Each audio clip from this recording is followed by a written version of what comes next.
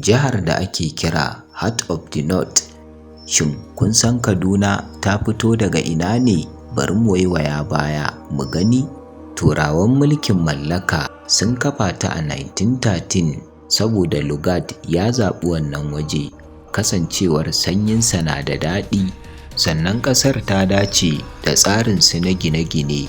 Sunan birnin kuma ya fito daga kogin nan mai abin da Hausawa ke kira kada, a turance crocodile. Daga nan Kaduna ta zama babban birnin Arewa. A nan ne gwamnatin Arewa ta zauna, a nan ne railway ya haɗa Arewa da Kudu, kasuwa, soja da makaranta. Komai ya bunƙasa, abin sai san barka.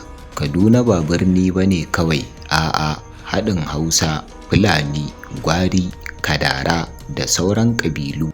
Al'adunmu, harshenmu, abincinmu duk sun haɗu a nan.